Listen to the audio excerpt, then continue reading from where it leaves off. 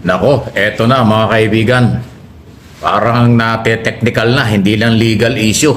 Etong impeachment ng pangalawang Pangulo ng Bansa, Sara Duterte, na ipinasa na transfer na ng Kongreso sa Senado. Kasi ngayon po, nagsalita na si Senate President Chis Escudero at meron silang sinasabing mukhang mahihirapan at hindi pwedeng basta-basta gawin kaagad yung impeachment trial. Meron siyang mga paliwanag dito. Ay, ito po, palagay ko baka hindi magustuhan ito ng mga pabor sa impeachment, pero ito yung mukhang papabor naman doon sa mga ayaw ma-impeach si Sara. Ay, ito, pakinggan po ninyo si Senador Escudero, ang Pangulo ng Senado. Nagtanong, sasagutin ko yun.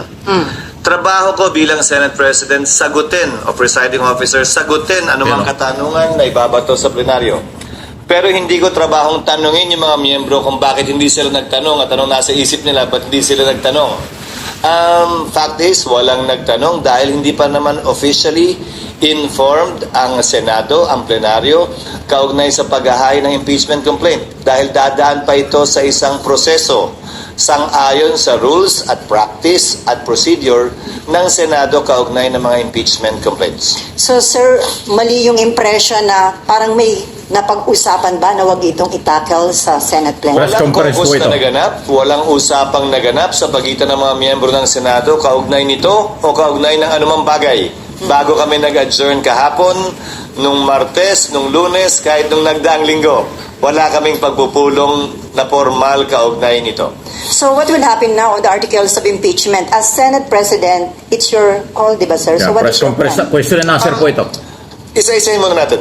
Sang-ayon sa rules ng Senado, kapag may inihaing articles of impeachment or complaint or resolution on impeachment sa Senado, the Senate President, nakalagay sa rules namin, shall take proper order of the subject of impeachment.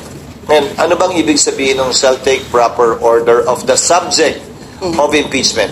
Hindi nung impeachment complaint, hindi nung impeachment, but the subject of impeachment. Ibig sabihin nun, kailangan isaayos muna ng Senate President ang Senado para sa pag-conduct ng isang pagdinig o trial. Sasagutin ko rin yung isang napakinggan kong abogado na tila eksperto din daw sa mga bagay na ito. Sabi niya, the Senate shall immediately, ayon sa kanya, sabi ng Constitution, proceed with trial. Busin na lang ng konti, pero parang hindi niya nabasa yung saligang batas. Walang sinabing immediately ang saligang batas. Ang sinabi ng saligang batas ay shall forthwith proceed with trial. Ngayon, kung babalik tanawan natin, bago ko sagutin yung tanong, Sally, kukumpletuhin ko na para... Okay. Kung babalik tanawan natin, may inihain na impeachment complaint noon 2011 laban kay Ombudsman Mercy Gutierrez. Inihain nyo ng March 23. Nag-adjourn ang Senado ng March 26. Walang ginawa ang Senado noon. Nagsimula ang trial May 19. Mahigit kulang-kulang isang buwan ang lumipas dahil magre-recess din sila noong mga panahong yon. Kung maalala nyo ang impeachment ni dating Chief Justice Corona, ng yumaong dating Chief Justice na si Corona, final ang impeachment complaint ng December 13, nag-trial po sila January 19. So kung susuriin nyo, base sa President yung salitang forthwith, hindi naman po ibig sabihin nun kinaumagahan, agad-agad, dali-dali. Mahigit 2 buwang inupuan, pinag-aralan, binasa, tiningnan ng Kamara yung mga impeachment complaint na nakabinbin. Mahigit 2 buwan, hindi finorward ng Secretary General ang impeachment complaint sa tanggapan ng Speaker para i-refer sa plenary at sa Committee on Justice. Magkatabi lamang naman ang kwarto tulad sa Senado ng Secretary General at ng Speaker, ang Secretary ng Senate at ng Senate President. Bakit naman kami bigla sasabihang gumalaw, umakto agad sa loob lamang ng ilang oras? Kung nagpa-banjing sila gawin ito, siguro wala naman silang basihan ngayon na madaling kami, lalo na nasa huling araw na ng sesyon. Yan pinadala sa amin, halos mag-aalas 5 pa ng hapon. So, bilang katugunan, Gagampanan namin ang aming tungkulin na pwedeng magawa habang recess, kabilang na ang pag-review ng rules ng Senado sa impeachment dahil kailangan po itong i-update. Halimbawa, yung pagkakaroon at requirement ng judicial affidavits, yung pagkakaroon ng provision at procedure para mag-hearing sa harap ng commissioner, yung pagkakaroon ng matatag at malakas na pre-trial procedure para swabe na at hindi na komplikado at magulo yung trial proper. Ito ay mga bagong procedure sa rules of court na pumasok bago po namin itinalaga yung aming rules of impeachment noon na kailangan po naming baguhin. Pangalawa, kailangan pa rin pag-aralan siyempre ng Secretary General ng Senado, ng Secretary ng Senado yung impeachment complaint mismo. Tinanggap lamang namin yung kahapon. So dun sa nagsasabing, bakit hindi agad-agad binabasa mo ba? May trabaho po kaming kailangan gampanan. Halimbawa, sang-ayon po kasi sa e-commerce law at sa e-gov law, pwede naman maglagay ng e-signature. Di ba? Sa resolution, sa bill, sa committee report. Pwede ang e-signature dahil hindi po yan verified. Subalit, ang complaint or resolution on impeachment, verified po yan. Pinanumpaan dapat yan sa harap ng Secretary General ng Kamara. Susuriin pa po isa-isa ng Secretary ng Senado yung mga pirma kung isig ba yun o wet signature. Bawal po ang isig. Dahil kailangan pinanumpaan ito. Paano ka manunumpa sa harap ng SecGen kung inutos mo lang yung opisina mong i-affix yung isig? Meron naman pong app, gagamit kami ng iba't ibang app para makita at malaman kung isig nga ba siya o wet signature. Para matiyak na yung bilang talaga. Ayan na yung sinasabi natin. Technical, legal, political. Tine-technical na po ni Senate President Escudero. Pati yung signature ng mga congressman, kinu-question na. Kailangan daw lehitimo. Tapos niya, late na ipinadala na sinisi pa yung Kongreso, 2 buwan inupuan. Tapos ngayon daw sila minamadali. Ayan na ang galawan. Nakita niya? Diba may kasabihan sa Southern Tagalog, pag ginusto, maraming paraan. Pag ayaw, maraming dahilan. Ayan na nga po yung sinasabi ko. Mula nang pumutok itong impeachment na ito. Masyadong political at technical itong isyong ito. Ayan na nga po. Pero kailangan manaig, mga ibabaw, ang katarungan. Justice for all. Katarungan sa pera ng taong bayan, katarungan para sa mamayang Pilipino, katarungan din para sa mga akusado. Kaya kailangan ang trial. Pero ngayon, mahaba po yung press conference na yan ni Senador at Senate President Jesus Escudero. Ang sinasabi niya, malabo na mag-resume sila ngayong recess. Mukhang kanyang idinidiin ay sadyo na gagawin after election. Wow! Yan ang wow. Paano ngayon? Mag-i-election. Diba? Paano pag natalo yung mga senador judge na yan?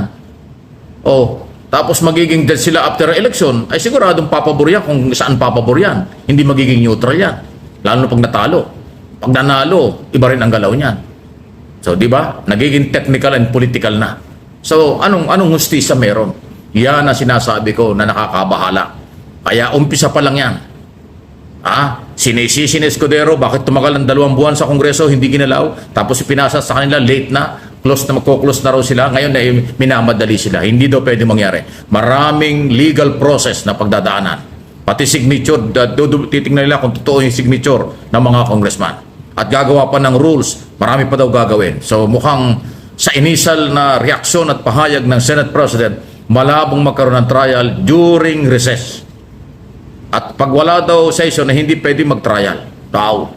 Ayun na nga. So nawawala na yung issue ng obligasyon nila harapin ito, magkaroon ng trial.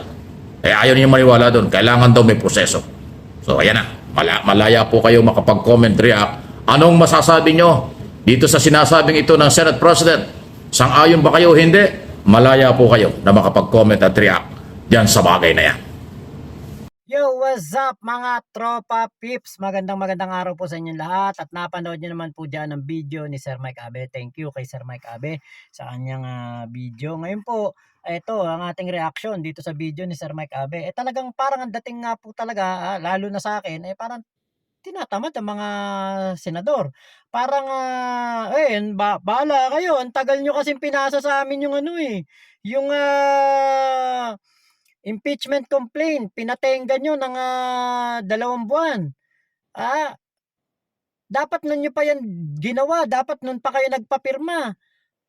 Kung kailan magre-recess na kami, saka nyo pa pinasa sa amin. Parang ganun yung datingan. Pero di ba, ito po kasi, ito lamang ay isang katibayan na wala pong nagmamadali at wala pong nagkukumpas para po ma-impeach si Sara Duterte doon sa Kongreso.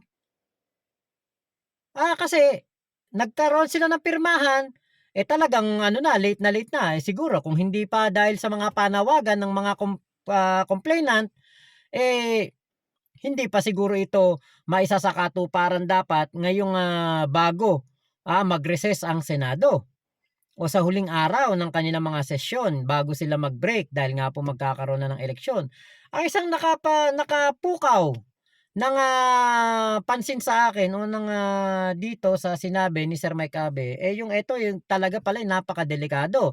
Dahil kung sakali po na yung mga senador na mananalo o matatalo ng mga incumbent ngayon, kung mananalo sila, pwede silang pumabor sa kung sino ang kanilang mga, di ba, pinapaboran.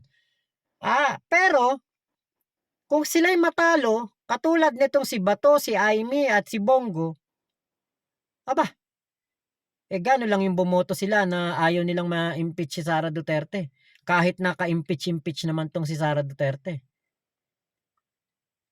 Diba kasi merong mga nagsasabi, pwede daw itong ipasa sa 20th Congress. Meron namang mga nagsasabi na hindi daw ito pwedeng ipasa sa 20th Congress. Dapat daw yung 19th Congress ang magtalakay nito, mag-hearing nito. Yung mga senador ng 19th Congress ang magiging senator judge. Meron nga ako nakita, sabi ni Bato, magiging apolitical daw siya, hindi daw siya, wala daw siyang papanigan. Jesus Mariosep, ano ba naman yan, Senator Bato? Parang niloloko mo naman kami. Parang naglolokohan na tayo dito niyan, pag ganyan sinasabi mo. Imposible yun. Ikaw, papayag ka ma-impeach si Sara Duterte, kulang na nga lang iharang mo ang iyong katawan para ang mga Duterte ay hindi mapasama, di ba? Jesus Mariosep. Ay, naku talaga naman. Ano ba, tinatamad ba kay mga senador? Lalaki na sahod nyo. Diba? Pagbigyan nyo ang kagustuhan ng taong bayan. Gawin nyo ang inyong mandato. Diba? Huwag kayong tamarin. Habang nandiyan si Sara Duterte, nanganganib ang pondo ng taong bayan. Sabi nga ni Sir Mike Abe, para mabigyan ng hustisya ang kaperahan ng taong bayan, ang pondo ng taong bayan, ang budget na nilustay ni Sara Duterte. Tapos, hindi nyo aaksyonan, dadaan ng Pebrero, Marso, Abril, Mayo. Gaano karaming pera mauubos niyan? Gaano karami na naman pera ang mawawala sa kaban ng bayan? Gaano naman karaming pera ang i-withdraw sa land bank, ilalagay sa duffel bag at saka ipapamigay sa mga piling opisyal ng DepEd o ng OBP. Maawa naman kayo sa amin, mga mahal naming senador. Huwag po sana kayong maging technical o huwag kayong maging tamad. Bigyan nyo po ng katarungan ang budget ng bayan. Diba? Sana naman po dinggin nyo ang mga sinasabi namin. Sana naman po bigyan nyo kami ng pagkakataon na malaman kung ano ang katotohanan. Diba? Para mailabas ang katotohanan. O kung hindi talaga nagnakaw si Sara Duterte, talagang merong Chippy McDonald, Juan Miguel Uishi, Kokoy Villamin, at Mary Grace Piatos. Kung hindi po talaga yan totoo, nag-e-exist talaga ang mga tao na yan at binigyan talaga ng budget para mag-imbestiga o for intelligence, para sa mga proyekto ng DepEd. Kahit po ako, mananawagan po ako sa aking mga manonood na ibalik ang kanilang tiwala sa ating pangalawang Pangulo. Baka mag-public apology pa ako. Baka humingi ako ng tawad kay Sara Duterte kasi napatunayan ng mga prosecutor na congressman at mga senator judge na mali pala yung mga ibinibintang kay Sara Duterte. Kahit ako talaga, pupuntahan ko sa Office of the Vice President si Sara Duterte at hingi ako ng personal na na paghingi ng tawad para masabi ko sa kanya na nagkamali ako ng paniniwala na ito palang budget mo pala malinis pala 'to, maayos pala ang iyong ginagawang pagbayad, tama lang pala yung pagbayad mo ng 100,000 sa isang safe house, sa isang gabi. Makikikain na rin ako ng lugaw na pinapamigay at hingi na rin ako ng ayuda. 'Di ba? Sana naman po, 'di ba mga mahal naming senador, maging patas kayo sa taong bayan. Kasi marami pong mga Pilipino ang kino-question po ang paglustay ni Sara Duterte sa pera ng DepEd. Sa kanyang betrayal of public trust, 'di ba? Yung mga kaso na 'yan, yung mga ano ba 'yan, mga grounds for impeachment na sinasabi, pagbabanta sa Pangulong Bongbong Marcos, kay First Lady at kay House Speaker Martin Romualdez, 'di ba? Para malaman talaga natin. Kasi alam niyo sa totoo lang yung pagmumura niya sa pangulo, pagbabanta niya sa pangulo, kay PBBM yun Pwedeng mapatawad ni PBBM si VP Sara, 'di ba? Pwedeng baka paglipas ng mga panahon kalimutan na lang 'yan ni PBBM para sa ngalan ng pagkakaisa at kapayapaan dito sa ating bansa, 'di ba? Pwedeng kalimutan niya 'yan Pero yung pera, kaperahan, budget na nilustay ni Sara Duterte, hindi na maibabalik yun. Paano maibabalik yung 612 million ba? Yung hinahanap sa kanya ng COA? Na sinasabi ng mga tukmul na tagapagtanggol ni Sara Duterte na meron pa daw tong hanggang January, February para makapagpaliwanag sa COA kung nasan tong perang to. Diyos ko, paano mo ipapaliwanag sa COA si Chippy McDonald? Sino yung Chippy McDonald? Kung totoo bang nag-e-exist si Chippy McDonald, baka banyaga yan. Bawal tayo magbigay ng pera sa banyaga na galing sa pera ng taong bayan. Pwera na lamang kung accredited to na ahensya, na ang pangalan ay ang pangalan ng representative ay si Chippy McDonald. Pero I guess wala pong ganyan na mga intelligence gathering na gagawin ang DepEd at magbabayad pa sila ng mga banyaga para sa kanilang intelligence gathering, 'di ba? Mariosep, kaya nako. Sana naman talaga itong ating mga senador ay makinig sa panawagan ng mas nakararami. Huwag kayong maniwala dun sa mga INC na nagrally, for peace rally. Huwag kayong matakot sana doon, katulad ng mga kongresista na hindi natakot na bumoto ng yes kahit na napakarami nagrally doon sa peace rally. Mas marami pa rin po ang mga Pilipino na hindi sumusuporta na kay Sara Duterte at naisip na nabudol tayo ng isang Sara Duterte na akala natin magiging isang epesyenteng vice-presidente, makikipagtulungan sa ating Pangulong Bongbong Marcos at magiging mabuting vice-presidente. Pero dun pa lang po sa paglulustay niya sa pera ng taong bayan na nagkakalaga ng 600 milyon. Naku po, sana naman po makonsensya kayong mga mahal naming senador at pakinggan niyo po ang tinig ng mas nakararami.